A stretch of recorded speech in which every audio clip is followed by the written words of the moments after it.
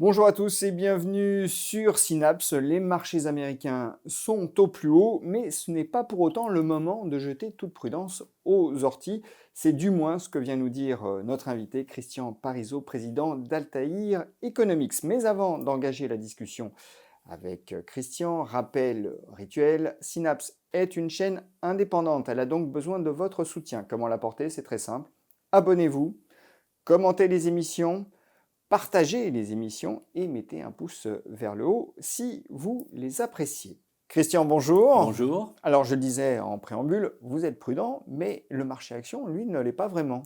Oui, mais c'est vrai, on voit les indices battre des nouveaux records, surtout aux États-Unis, hein, mais on voit que ça entraîne quand même dans son sillage une partie des marchés européens. Donc, a priori, euphorie des investisseurs. Alors, a priori quand même, parce que si on regarde un peu les statistiques, notamment qui nous sont fournies par le PFR Global, alors qui mesurent les flux d'investissement qui vont dans les fonds communs de placement, alors ça peut être des ETF, des SICAV, hein, l'ensemble des produits de commun de placement, alors c'est une petite partie de l'investissement, hein, mais on s'aperçoit que les investisseurs vont encore massivement vers les fonds monétaires. Alors, fonds monétaires, c'est vrai qu'ils présentent aujourd'hui un bon couple rendement-risque. C'est un rendement sans risque. Hein, et aujourd'hui, vous avez quand même une inflation qui décroît assez rapidement. Donc, on va dire qu'aujourd'hui, ce couple-là est assez attractif pour ne pas prendre de risques et aller vers les fonds monétaires. Et ce qu'on constate, c'est que depuis le début de l'année, malgré tous ces records des indices boursiers, eh ben, les investisseurs vont massivement, encore une fois, vers le monétaire.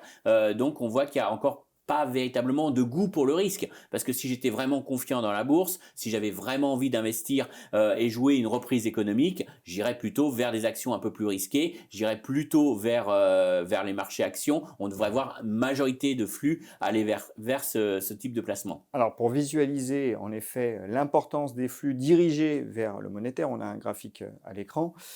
Alors, là, ce sont les flux, hein, je dis bien les flux, ce n'est pas le stock, hein, les flux dirigés vers le monétaire depuis le début de l'année au niveau global, dans les fonds justement commun de placement qui proposent donc un investissement dans le monétaire. On est à plus de 150 milliards de dollars. Alors là, les données sont arrêtées, si je ne m'abuse, au 7 février, hein. Donc un peu plus d'un mois. Donc c'est assez significatif. Et on voit en effet que les actions sont très nettement en retrait au niveau mondial, encore une fois. Les obligations, c'est un peu mieux. Bon, alors les matières premières, c'est même la désaffection, là, pour le coup. Ce qui montre que les investisseurs n'ont pas vraiment confiance dans la croissance économique. Parce que si vous aviez vraiment confiance dans la croissance économique, vous joueriez aussi le fait qu'on a une demande sur les matières premières qui rebondissent. Et donc, on aurait peut-être les investisseurs qui iraient un petit peu sur ces valeurs de matières premières. Or, ce n'est pas du tout le cas aujourd'hui. On achète peut-être un peu des actions, mais la majorité va quand même sur les placements les plus sûrs. Oui, et comme vous le disiez, bon, si la confiance était vraiment là dans les perspectives économiques, on ne se porterait pas sur le monétaire, surtout que, bon, normalement, les rendements du monétaire doivent décliner puisque tout le monde attend des baisses de taux. Mais ça, on va y revenir un peu plus tard.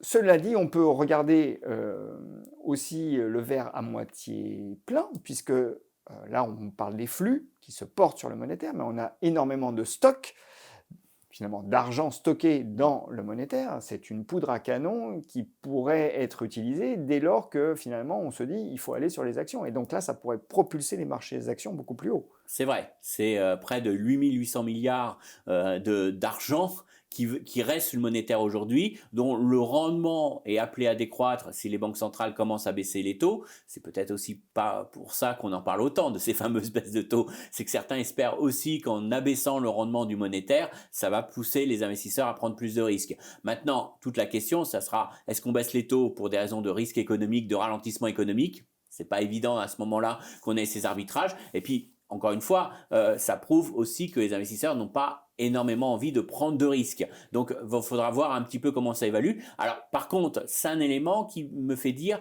qu'on peut avoir quand même d'importants mouvements d'arbitrage cette année. Pourquoi? Parce qu'à un moment donné, quand même, les banques centrales vont baisser les taux directeurs. À un moment donné, ce rendement monétaire va quand même perdre de son intérêt. Alors, deux choses l'une. Soit si vous êtes très pessimiste sur la conjoncture, mais allez, dans ce cas-là, sur l'obligataire. C'est-à-dire que vous allez sur la partie longue de la courbe des taux, vous achetez une obligation à 10 ans qui va vous rapporter un taux d'intérêt fixe. Donc, par exemple, aujourd'hui, aux États-Unis, vous auriez à peu près du 4%. Bah, pourquoi rester sur des taux d'intérêt à court terme dont le rendement va baisser? Vous allez acheter, donc, à ce moment-là, des obligations qui, pendant 10 ans, au moins, vous rapporteront 4%. Donc, si vous êtes vraiment averse au risque, il y a quand même un arbitrage du monétaire vers l'obligataire. Après, si vous êtes euphorique et vous pensez que l'économie va s'accélérer, que les bénéfices des entreprises vont exploser, vous n'allez pas sur l'obligataire, vous allez dans ce cas-là effectivement sur le marché action. Mais en tout cas, ce stock de capitaux aujourd'hui sur le monétaire n'est pas appelé à rester définitivement sur le monétaire. À un moment donné, il y aura bien des arbitrages qui vont se faire au cours de cette année 2024.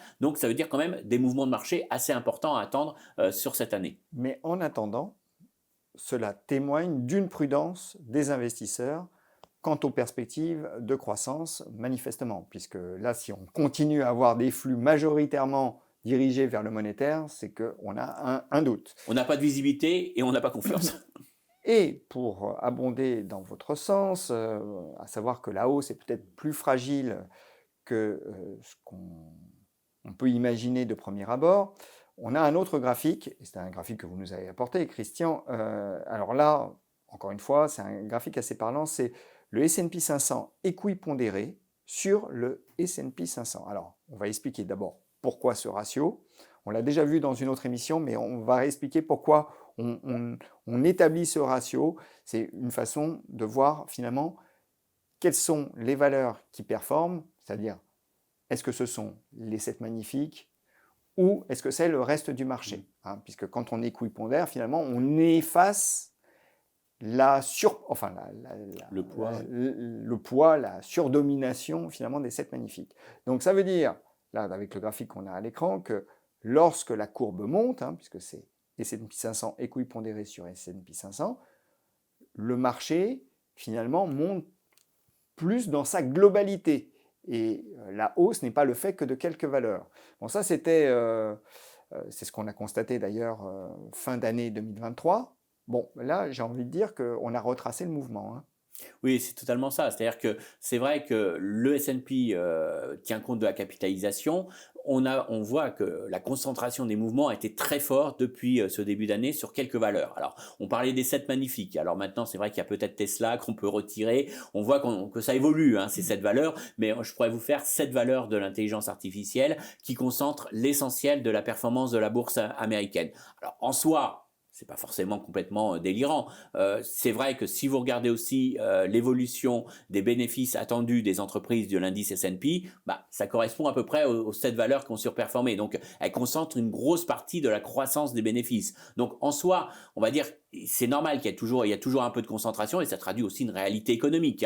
Tout n'est pas totalement déraisonnable dans le mouvement de marché. Le seul problème, c'est que ça force les investisseurs à concentrer leurs investissements sur quelques valeurs. Et ça, on le voit à travers ce graphique parce que le jour où on a confiance dans l'économie, je vais peut-être acheter, je vais pas tout mettre mes investissements dans Nvidia. Je vais peut-être acheter du Caterpillar parce que je vais penser qu'il y a une reprise économique et que je peux jouer une amélioration dans le secteur de la construction. Je vais peut-être jouer aussi des valeurs défensives pour diversifier mon portefeuille. Mais en tout cas, on voit qu'aujourd'hui, c'est le gros problème qu'ont les gérants. S'ils veulent suivre l'indice S&P, le S&P 500, ils sont obligés de plus en plus de concentrer leurs investissements sur, grosso modo, une dizaine de valeurs qui vont concentrer toute la performance. S'ils le font pas, ils sont en dessous de la performance de l'indice S&P. Et donc, ça incite les investisseurs à aller plutôt sur ce qu'on appelle des trackers, à répliquer l'indice bêtement, mais sans faire de sélection de valeurs. Donc ça, c'est un vrai problème. D'une part, parce que ça oblige les gérants à mettre tous leurs œufs dans le même panier. Et la première chose qu'on apprend en finance, c'est diversifier pour éviter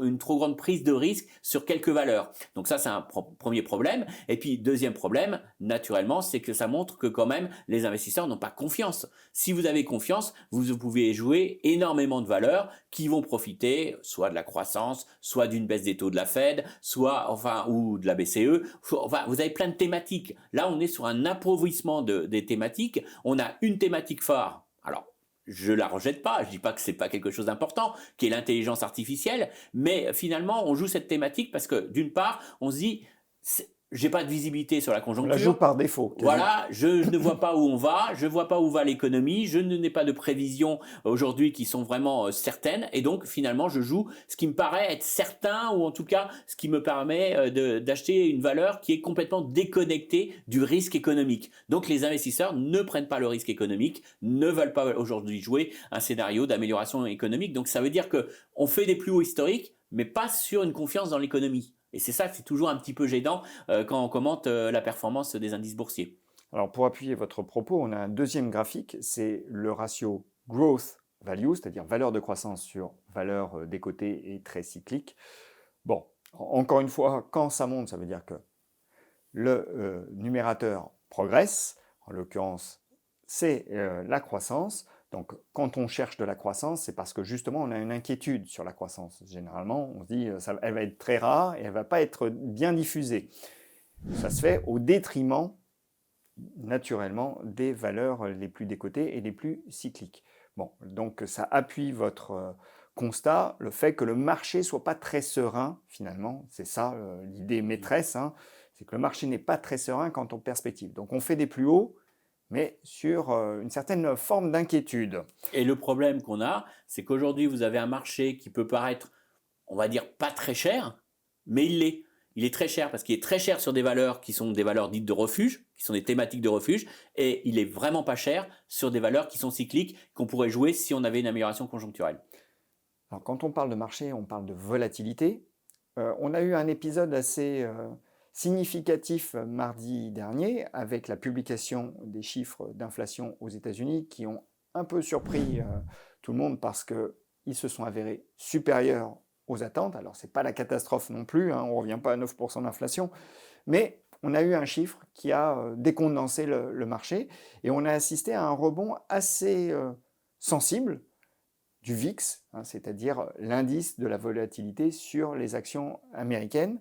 Et cet indice a rebondi en séance de 14%. Alors, qu'est-ce que ça veut dire, selon vous? Est-ce que c'est un facteur ou un élément à prendre vraiment en considération dans la tentative d'analyse du marché aujourd'hui? Alors c'est quand même important, alors faut bien comprendre, quand le marché baisse, c'est normal que le VIX augmente, hein, l'indice de la peur. Si vous avez un marché qui décroche, bon, ça veut dire qu'on a peur, on a donc une volatilité, on peut anticiper une hausse de la volatilité sur les marchés. Donc le mouvement de rebond du VIX n'est pas étonnant, et surtout qu'il avait atteint des niveaux très très bas. Alors maintenant, au-delà de ça, il faut bien comprendre, le VIX, c'est une volatilité qui est cotée sur le marché, c'est-à-dire que c'est une volatilité qui ne reflète pas forcément la volatilité historique du marché. Ça veut dire que c'est le prix du risque, c'est pour ça qu'on l'appelle l'indice de la peur, c'est le prix du risque qu'accordent les investisseurs. Alors ce prix du risque, il rentre naturellement en compte dans le coût d'une couverture de portefeuille. C'est-à-dire que plus ce prix du risque est élevé, en gros, plus je pense qu'il y a un risque sur l'indice S&P, plus le fait de protéger mon portefeuille contre une baisse du S&P me coûte cher. Donc si d'un seul coup, beaucoup d'investisseurs ont peur, ils veulent couvrir leur portefeuille, mécaniquement, ça fait remonter cette volatilité cotée sur les marchés. Et donc derrière ça, ça veut dire que les investisseurs couvrent leur portefeuille. Donc c'est pas étonnant, le marché perd 1%, vous avez forcément, mécaniquement, normalement, le VIX qui remonte. Le seul problème, c'est que là, on est sur une baisse de l'indice S&P sur un indicateur de seulement 1%. C'est pas non plus, on a connu pire, hein. On a connu quand même des variations, des indices beaucoup plus forts. Et là, on a quand même une réaction, voire une surréaction de l'indice VIX qui est particulièrement violente. Ça veut dire quoi? Ça veut dire qu'il y a beaucoup d'investisseurs aujourd'hui qui n'ont pas protégé leur portefeuille. Et donc, à tort ou à raison, et je ne vais pas revenir sur le chiffre d'inflation qui a un peu déçu, mais ça peu importe, mais à tort ou à raison, dès qu'on a une statistique qui est un petit peu en dehors du consensus, elle n'y était pas non plus monstrueusement, mais un petit peu en dehors, les investisseurs s'aperçoivent qu'ils n'ont pas couvert leur portefeuille et donc prennent peur. Et à ce moment-là, on voit qu'il y a un effet, comme toujours, un peu moutonnier, où on se dépêche de couvrir le portefeuille. Donc ça veut dire que, pour moi, c'est un signal que les investisseurs n'ont pas du tout intégré un risque de baisse des marchés. Alors, après, on pourrait dire ça peut continuer à monter, c'est pas ça qui va empêcher le marché de monter. Non, mais attention, à la moindre mauvaise nouvelle, on voit que très peu d'investisseurs sont préparés à avoir une baisse de marché et donc ça peut entraîner des mouvements particulièrement violents. Donc c'est juste un petit signal qui montre que quand même il y a une certaine fragilité dans cette hausse puisque tout le monde est sur le même sens et on sait qu'il n'y a rien de pire sur un marché quand tout le monde pense la même chose et va dans le même sens. Donc c'est là où on peut avoir quand même des mouvements de marché un peu violents. Alors justement, si les investisseurs sont peu couverts, hein, puisque cette hausse se pique sur la volatilité qu'on a enregistrée, enfin sur le prix de la volatilité, encore une fois, c'est important de le préciser, qu'on a enregistré mardi dernier, s'est manifesté, c'est parce que les investisseurs peut-être croient dans ce qu'on appelle le Fed put, c'est-à-dire le fait que la Banque centrale américaine, mais en fait même la BCE, voleront au secours des marchés financiers si d'aventure la situation se dégrade. Et, preuve de ce que j'avance, un graphique, c'est celui des anticipations par les marchés financiers des baisses de taux. Alors là, c'est de la Réserve fédérale. Alors ce qui est intéressant, c'est qu'on a deux courbes. Hein. Là, on a une courbe rouge. Alors ça, c'était les anticipations en mai 2023. Le marché, on l'a dit, espérait des baisses de taux rapides et même dès le début de l'année. Bon, là, il a été un peu échaudé. Néanmoins, en février, là, au début février, il s'attend toujours, alors il les décale un peu dans le temps, mais à des baisses, encore une fois, très rapides. Et c'est surtout sur la pente de cette courbe qu'il faut insister, c'est-à-dire que ce sont des baisses qui reflètent, Christian, arrêtez-moi si je dis des bêtises, mais c'est des baisses de 25 points de base à chaque réunion du comité de politique monétaire de la Fed. Donc ça veut dire que la Fed irait très vite, très fort sur l'accélérateur, hein, puisque quand on baisse les taux, c'est qu'on accélère. On cherche à accélérer, à faire accélérer l'économie parce qu'elle ralentit. Alors, des baisses de telle ampleur, ça voudrait dire que la situation se dégradait très très fortement. Est-ce que c'est le marché qui a raison ou est-ce que c'est la Fed qui nous dit bah, attendez, on va voir si l'inflation elle va vraiment ralentir comme on l'espère. Bon, on est confiant, mais on attend d'être certain. Oui, je dirais que c'est ça qui est le principal élément d'inquiétude pour moi par rapport aux attentes de marché. C'est pas est-ce qu'ils vont baisser les taux au mois de mars, au mois d'avril ou au mois de juin. Je dirais que la première baisse des taux de 25 points de base, ça change pas grand-chose économiquement. Et puis pour un investisseur action, par exemple, dire que c'est dramatique s'ils baissent les taux en avril plutôt qu'en juin ou pas, c'est pas un sujet vraiment d'inquiétude. Hein. Si vous investissez sur les actions, c'est pas non plus pour à horizon 3 mois jouer une baisse des taux directeurs. Par contre, ce qui est vraiment inquiétant, c'est le fait que les marchés monétaires, notamment dans ces prévisions d'évolution des taux directeurs, intègrent le fait qu'on va aller très très vite et de manière très forte. Alors, deux choses l'une, en effet, soit ils anticipent, les marchés monétaires nous disent, bah, ça veut dire que l'économie va vraiment ralentir violemment, qu'il y a des perspectives économiques qui sont pas bonnes. Alors vous allez me dire c'est super pour le monétaire, ça veut dire qu'à un moment donné le monétaire va pas rapporter grand chose, on va avoir une très forte baisse de la rémunération du monétaire, mais derrière c'est que l'économie va pas bien. Parce que pour que la Fed baisse à ce rythme-là aussi rapidement, c'est qu'il va y avoir quand même des indicateurs économiques qui vont lui montrer une dégradation du marché du travail, un mouvement de désinflation qui se poursuivrait forcément, hein, puisque sinon elle bougerait pas. Donc il faut quand même qu'on soit assez négatif sur l'économie. Donc je pense qu'il y a cette image, en tout cas, on va dire, si on prend des exemples historiques, le marché monétaire nous dit, voilà, la Fed va agir comme elle le fait historiquement. Dès qu'elle perçoit le risque de récession, elle baisse agressivement ses taux. Ça ne correspond pas du tout à ce que nous dit quelque part la valorisation du marché action. Alors, ou alors le marché monétaire a repris un petit peu les mouvements passés de la Banque centrale et pense qu'elle va réagir maintenant comme elle l'a fait précédemment. Alors, d'une part, est-ce qu'elle a des raisons de baisser les taux? Alors, la réponse est oui. Oui, parce qu'on a quand même une inflation qui a nettement reculé. Et la Banque centrale raisonne aussi en termes de taux réels. Donc quand vous aviez une inflation à 7-8 et que vous aviez des taux directeurs à 5, bah, vous aviez des taux d'intérêt réels négatifs. Donc la politique monétaire n'était pas un frein à l'économie. Si maintenant vous passez une inflation en dessous de 3 et que vous laissez vos taux directeurs au-dessus de 5, vous avez des taux réels positifs et plus l'inflation recule, si elle passe de 3 à 2, ça veut dire que vous avez augmenté vos taux réels de 1 point. Et donc à ce moment-là, elle a un impact beaucoup plus fort sur l'économie. Et le but de la Banque centrale américaine, c'est de tuer l'inflation, mais pas de casser la croissance. Donc aujourd'hui, il est clair qu'elle va baisser les taux.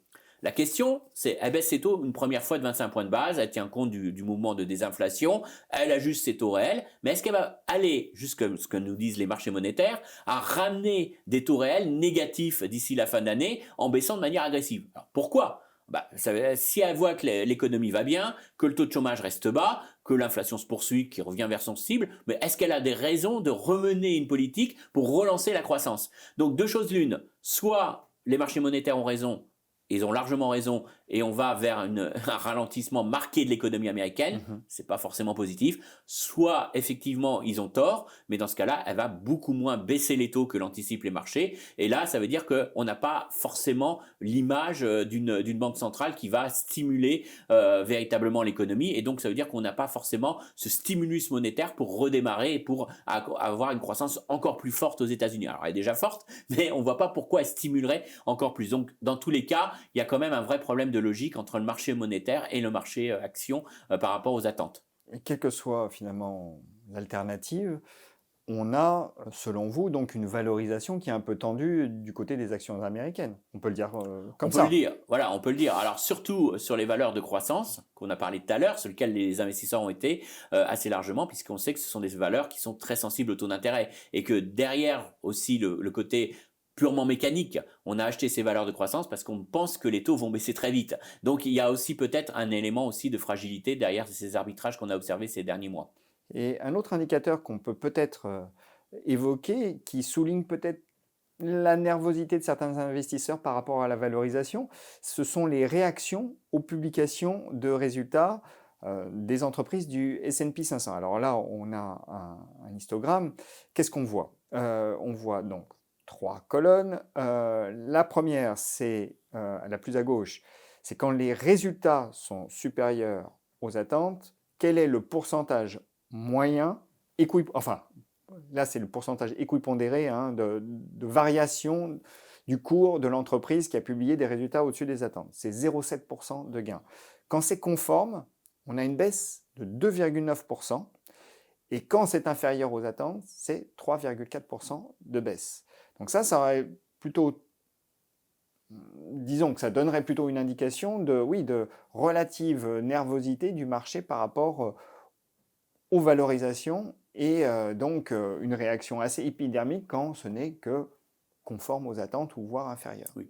Alors c'est vrai qu'on a eu dans les derniers résultats récemment, on a eu la fameuse action Facebook qui a explosé Meta, hein, qui a pris plus de 20% sur la publication. Alors on a tous ça en tête, on se dit bon ça réagit énormément, mais quand on fait la moyenne, et encore une fois ça a été précisé, équipondéré, c'est-à-dire qu'on ne prend pas en compte la capitalisation, sinon on aurait des chiffres beaucoup plus forts parce qu'on a eu des réactions assez fortes sur les grosses capis américaines. Mais si on regarde véritablement chaque valeur, en moyenne, on a véritablement un marché qui nous donne un signal de surachat. Pourquoi c'est un signal de surachat? Parce que quand vous ne réagissez pas énormément aux bonnes nouvelles, mais très négativement aux mauvaises nouvelles, ou alors comme elles sont conformes aux attentes, ça veut dire que les investisseurs ont un biais. Ça veut dire que les investisseurs sont très très prudents et ils considèrent aujourd'hui que les bonnes nouvelles sont déjà intégrées dans la valorisation actuelle et que les mauvaises, par contre, sont lourdement sanctionnées parce que dès qu'on est déçu, qu'on a payé très cher quelque chose et qu'on est déçu du résultat, eh ben on a tendance à réagir très violemment et à vendre assez rapidement l'action. Donc c'est quand même un vrai signal de surachat qu'on n'observe pas d'ailleurs en Europe. Alors justement, regardons le même graphique, mais pour le stock 600. Et en effet, vous avez raison de le souligner, Christian, quand les résultats sont supérieurs aux attentes, on a un gain de 3,7%. Quand ils sont conformes, on a un gain supérieur, assez nettement, 6,7%. Par contre, quand ils sont inférieurs aux attentes, on a un recul de 0,6%. Donc c'est une photographie totalement différente de celle du marché américain. Donc ça voudrait dire que les actions européennes ne sont pas surachetées, à contrario des actions américaines. Voilà, on voit très clairement, on est rassuré par même une publication conforme aux attentes, on est un petit peu rassuré. Donc ça veut dire que les investisseurs ont quand même un biais un petit peu négatif sur les actions européennes, on n'attend pas grand-chose des actions européennes, et donc finalement, on l'a vu un peu dans le luxe, hein, par exemple, on n'attendait pas des résultats mirifiques en Chine, c'est un petit peu meilleur qu'attendu. Bon, moi tout de suite, on voit qu'il y a un groupe très diversifié résiste bien, tout de suite, on voit que finalement ce groupe profite de cette publication, même s'il y a encore des interrogations sur l'avenir, on voit que l'effet publication est plutôt globalement positif. Donc ça montre bien que les investisseurs ont un petit biais positif en cas de résultats un peu conformes aux attentes.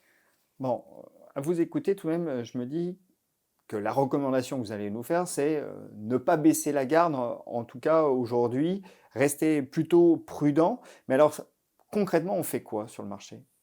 Alors, bonne question. Alors, ça tout dépend de votre horizon de placement, mais c'est vrai qu'à très court terme, moi, je reste quand même assez prudent par rapport à les thématiques que l'on a pu avoir, notamment les thématiques qui ont servi un peu de valeur refuge, hein, les thématiques autour de l'intelligence artificielle. Alors, encore une fois, c'est pas dire que c'est faux, c'est dire que le prix aujourd'hui est particulièrement élevé si on veut jouer ces thématiques. Attention aussi peut-être aller au monétaire parce qu'on aura investir dans le monétaire aujourd'hui, c'est peut-être prudent, mais on peut se dire aussi que c'est peut-être le moment d'aller sur l'obligataire. S'il y a beaucoup d'incertitudes, c'est vrai que on peut utiliser ce que je disais tout à l'heure, utiliser véritablement le rendement qu'offrent les obligations à long terme Mhm. pour assurer un rendement. Et puis sur les valeurs véritablement actions, hein, sur les actions, attention à être sélectif, en tout cas à rester plutôt sur des secteurs les plus défensifs pour les prochains mois, puisqu'on a encore beaucoup d'éléments d'incertitude qui pourront induire des mouvements. Mais en tout cas, je dirais qu'à très court terme, plutôt une stratégie très défensive. Hein, aller plutôt sur l'obligataire, moi je pense que je repondère plutôt l'obligataire. Et après, être prêt à jouer ces mouvements de marché qui vont s'annoncer quand même assez violents dans les prochains mois. Alors, au pire, acheter un peu de volatilité. Elle est tellement pas chère que c'est là-dessus qu'on pourra gagner un petit peu. Mais c'est pas simple d'acheter de la Non, c'est pas. volatilité pour un particulier, en tout cas, et même pour un professionnel, on peut perdre de l'argent hein, parce qu'il y a des effets de portage qui sont pas forcément simples à gérer. Quand vous dites défensif sur les actions, vous envisagez des secteurs particuliers ou c'est des typologies de valeurs Alors, oui, hein, ce qu'on peut vraiment jouer, à mon avis, c'est les secteurs qui sont aujourd'hui les moins volatiles en termes de sensibilité à la conjoncture, hein, en termes de résultats. On peut jouer aussi des valeurs qui vont profiter de la baisse des taux. Donc, c'est forcément des valeurs plutôt du secteur télécom, encore très endetté, quelques valeurs du secteur des utilities, des secteurs de biens de consommation non cycliques.